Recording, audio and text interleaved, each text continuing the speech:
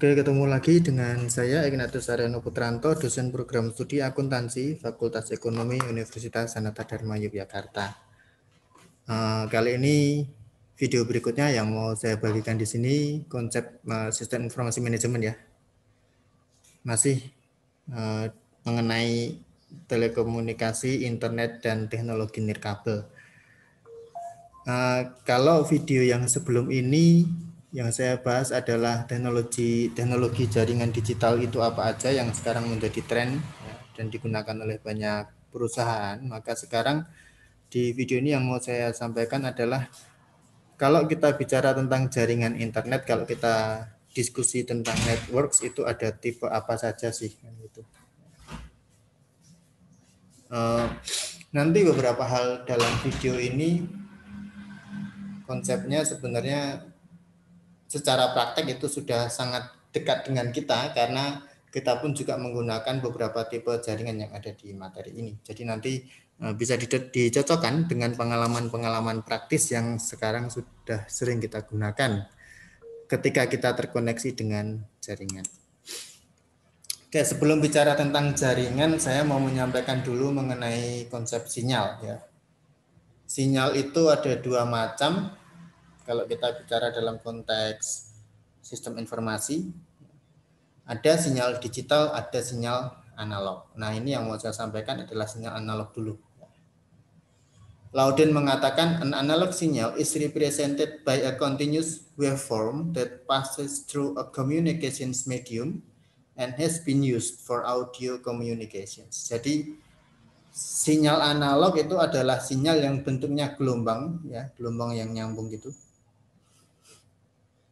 Di mana sinyal analog ini biasanya digunakan untuk komunikasi berbasis audio atau berbasis suara. Jadi kalau misalnya kita sering menggunakan earphone untuk mendengarkan sesuatu kan gitu ya, mendengarkan musik atau apapun. Kemudian kita sering menelpon orang lain menggunakan perangkat telepon yang kita miliki, atau kita menggunakan, atau kalau misalnya di era sekarang ini ya, era digital nih, banyak yang terus jadi YouTuber, bikin podcast, terus kita harus ngomong atau mendengarkan lewat speaker di komputer kita. Nah, beberapa alat itu ya, earphone, speaker, kemudian telepon itu menggunakan sinyal analog ini untuk mentransmisikan suara sehingga bisa sampai ke indera pendengaran kita. Maka di Lauden juga menyebutkan di bukunya Managing Digital Firm itu, the most common analog devices are the telephone handset, the speaker on your computer, or your iPhone earphone. Ya. Jadi itu beberapa media yang kita gunakan ya, yang untuk mendengarkan suara ternyata itu menggunakan sinyal analog. Jadi bentuknya gelombang ya sinyal ini. Nah, kemudian apa sih yang disebut dengan sinyal digital?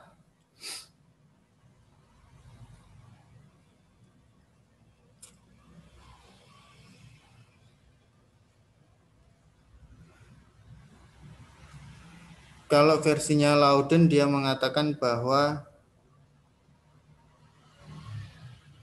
a digital signal is a discrete binary waveform rather than a continuous waveform. Jadi tadi kalau sinyal analog itu kan ada istilah continuous waveform ya. Jadi continuous itu kan berarti kalau kita melihat gelombang itu nyambung nih, itu continuous. Nah, itu sinyal analog.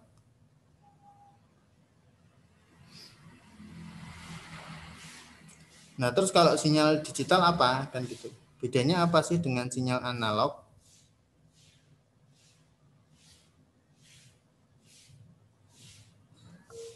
Kalau sinyal digital itu adalah sinyal yang tetap bentuknya waveform, ya gelombang seperti sinyal analog, tapi tidak continuous sifatnya. Sifatnya ini lebih ke diskrit ya. Kenapa? Karena sinyal digital ini direpresentasikan atau diwakili oleh kode biner. Kalau teman-teman paham dalam dunia komputer itu ada kode biner ya. Biner itu berarti 0 dan 1. Nah, maka transmisi sinyal digital ini sifatnya lebih kepada membentuk gelombang tetapi secara biner ya. Ketika dia membentuk gelombang 0, maka dia akan posisinya di bawah. Ketika membentuk gelombang biner 1, maka dia akan posisinya di atas. Dan, ya, jadi agak berbeda dengan sinyal analog tadi.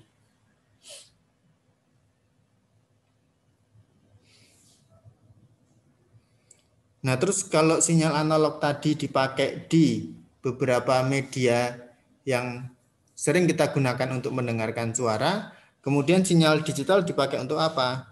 Seperti yang tadi telah saya sampaikan sebelumnya, sinyal digital itu lebih banyak dipakai di komputer.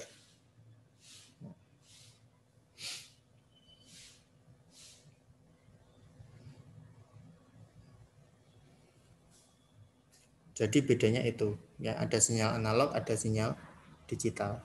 Nah, kemudian kita mengenal istilah yang namanya modem. Modem itu apa sih? Kalau dari kepanjangannya, modem itu kepanjangan dari modulator demodulator. Nah, kenapa ada dia? Kenapa kita perlu menggunakan modem? Modem ini fungsinya untuk mengubah sinyal digital yang dihasilkan oleh komputer diubah menjadi sinyal analog. Ya, jadi tadi yang sinyal biner 1010 yang diskrit itu diubah oleh modem menjadi sinyal analog sehingga nantinya data yang dihasilkan dari komputer itu dapat ditransmisikan ke media-media lain dalam jaringan tersebut, misalnya ditransmisikan ke telepon atau ditransmisikan ke sistem media wireless, wifi yang kita gunakan dan lain sebagainya.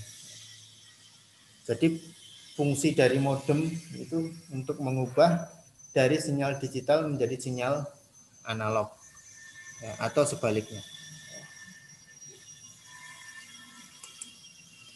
Oke, kemudian tipe-tipe jaringan. Lauden mengatakan bahwa there are many kinds of networks and ways of classifying them. Jadi kalau kita bicara tipe jaringan itu banyak sekali jenisnya dan juga ada banyak cara untuk mengklasifikasikan tipe-tipe jaringan tersebut. Nah, kalau yang saya tampilkan di sini adalah salah satu cara mengklasifikasikan jaringan dari sisi geographic scope ya, dari sisi ruang lingkup geografisnya. Maka kalau berdasarkan lingkup geografisnya, tipe jaringan itu ada 4. Local Area Network yang sering disingkat dengan LAN, kemudian Campus Area Network singkatannya CAN, kemudian Metropolitan Area Network singkatannya MEN, dan Wide Area Network singkatannya WAN.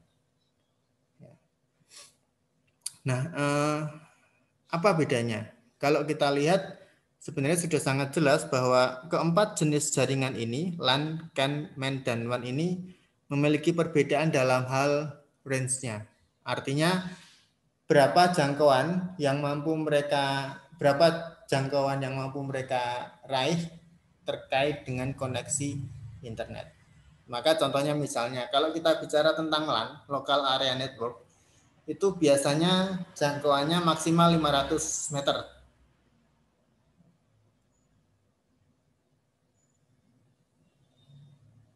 Up to 500 meters ya. Itu makanya LAN ini digunakan untuk kantor biasanya ya. Contohnya misalnya kalau misalnya di kampus nih, di kampus itu ya sebenarnya kalau kampus harusnya pakainya yang CAN ini ya, tetapi ada beberapa juga yang menggunakan LAN ketika areanya sangat kecil kan gitu. Jadi untuk perkantoran itu biasanya menggunakan LAN ini untuk terkoneksi satu sama lain. Jadi areanya hingga 500 meter. Atau floor of a building, misalnya ada satu gedung bangunan, ada beberapa lantai, nah itu nanti tiap lantai ada LAN-nya sendiri-sendiri, itu bisa ya. Kemudian kalau kampus area network itu coverage area, cakupan areanya sampai dengan 1000 meter. Ini biasanya dipakai di kampus. Meskipun tadi saya bilang kalau di tempat kita juga ada LAN ya, di kantor saya itu ada LAN, itu untuk lingkup yang lebih kecil sebenarnya. Lebih kecil dari kampus area network ya. Kemudian kalau MAN, Metropolitan Area Network, itu yang untuk kota atau area yang lebih luas ya. Jadi misalnya smart city atau ada beberapa kota di Indonesia yang menggunakan jaringan internet, nah itu bisa ada kemungkinan menggunakan konsep metropolitan area network untuk jenis jaringannya. Terus kalau yang lebih luas dari MAN ada nggak? Ada namanya WAN. Wide Area Network ini cakupan areanya, coverage areanya sudah regional ya. Karena untuk tipe WAN ini sangat luas cakupannya.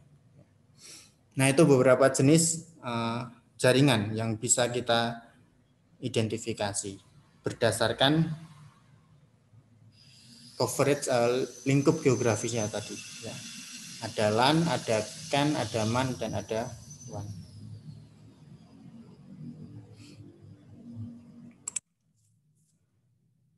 Nah, kemudian kalau kita bicara tentang jaringan, kita juga bicara tentang ini apa?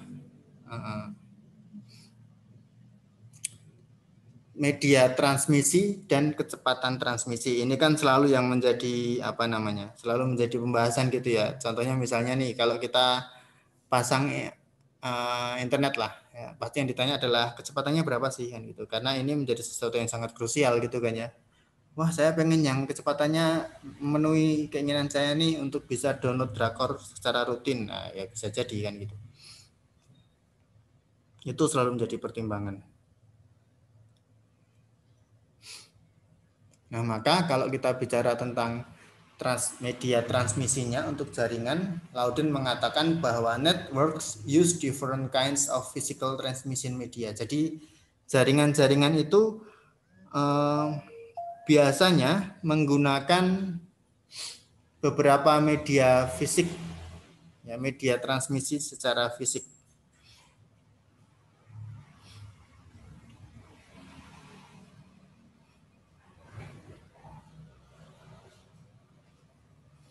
Misalnya ada beberapa jenis kabel gitu ya, twisted pair wire, kabel koaksial, kabel fiber optik, kemudian ada juga media untuk yang nirkabel, ya. Tapi tetap ada media fisiknya.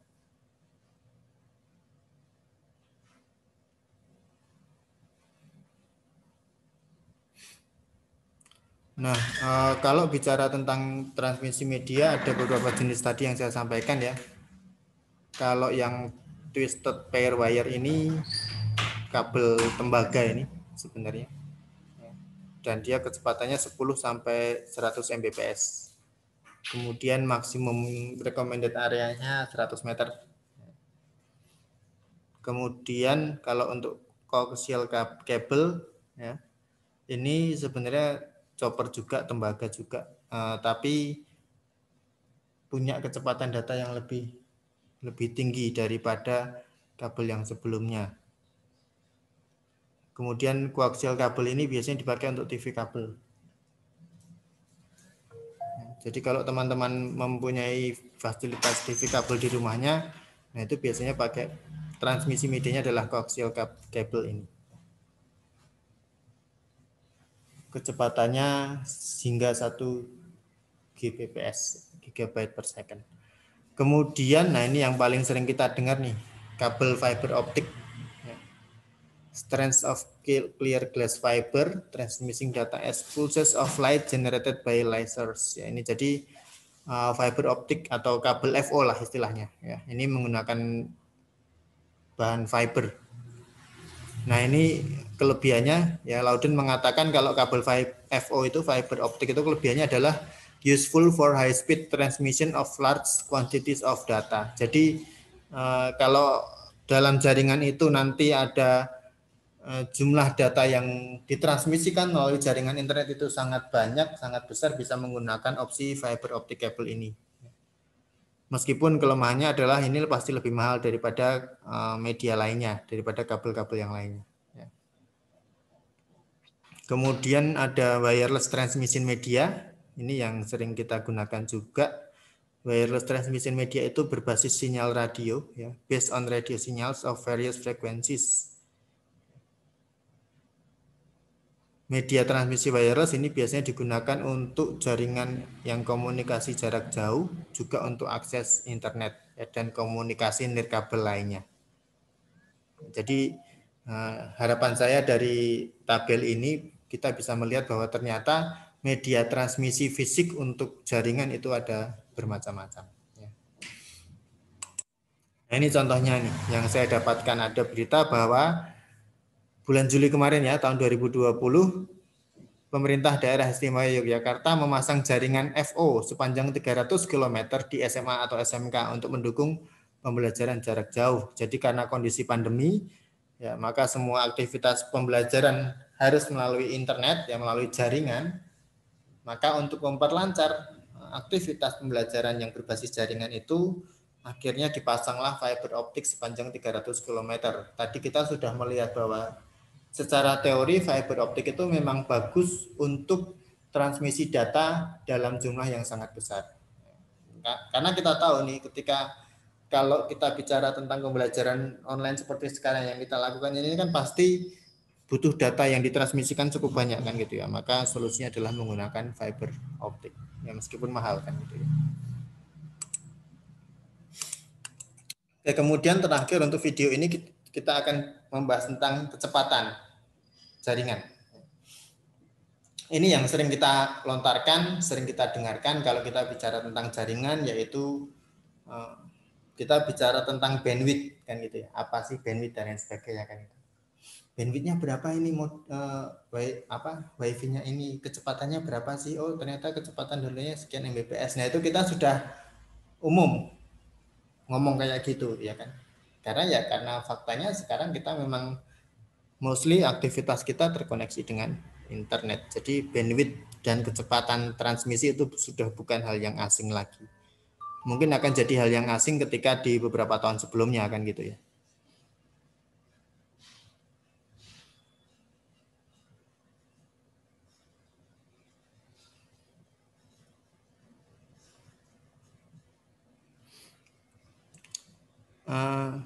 Nah, di sini secara teori Lauden mengatakan bahwa the total amount of digital information that can be transmitted through any telecommunications medium is measured in bits per second. Ya, jadi apa namanya? Total nilai jumlah informasi digital yang dapat ditransmisikan, dapat disalurkan melalui beberapa sarana telekomunikasi itu biasanya diukur dalam satuan bps. Maka kan kita sering mendengar istilah kilobyte per second, megabyte per second, gigabyte per second kan gitu ya. Nah kalau bandwidth ya itu Lauden mengatakan bandwidth is the range of frequencies that can be accommodated on a particular telecommunication channel. Jadi jangkauan frekuensi yang dapat diakomodasi oleh sarana telekomunikasi tertentu itu disebut dengan bandwidth. Misalnya seperti yang saya tampilkan inilah. Sekarang kan ketika kita melakukan pembelajaran online kan ada banyak sekali aplikasi yang dipakai. Ada Zoom, ada Skype, ada Hangouts, ada Webex. Ini data saya ambil dari cellular.id. Nah dari data ini terlihat bahwa aplikasi Zoom untuk video conference itu membutuhkan bandwidth sebanyak 700 kilobyte per second. Artinya apa? Artinya ketika kita menggunakan virtual meeting melalui aplikasi Zoom, ya, Zoom ini membutuhkan range frekuensi sebanyak 700 kilobyte per second atau 0,7 mega, tidak sampai 1 mega lah, 1 Mbps. Yang paling banyak ternyata Webex ya, yang dari Cisco ini, dia membutuhkan bandwidth sebesar 1700 kilobyte per second atau lebih kurang ya 1,7 mega. Jadi setiap aplikasi, setiap platform yang kita gunakan itu biasanya mempunyai kebutuhan bandwidthnya masing-masing. Nah ini semoga bisa menjelaskan apa sih sebenarnya bandwidth itu, kemudian kenapa sih satuannya bits per second dan lain sebagainya. Oke, saya kira itu yang bisa saya sampaikan untuk video kali ini. Seperti biasa nanti kalau ada yang mau diskusi bisa lewat komen di bawah sini di YouTube ini atau lewat sosial media bisa kontak saya gitu ya. Instagram saya nama akunnya adalah Ignatius _Aryono_Putranto. Ya, bisa kontak di situ, bisa saling follow di situ, nanti kita bisa diskusi bersama. Kemudian saya juga punya Twitter, ya, bisa di-follow juga, kita bisa ngobrol di sana. Twitter saya @ignatiusaryono. Terima kasih untuk atensinya. Sampai ketemu di video berikutnya. Jangan lupa klik like, comment, and subscribe.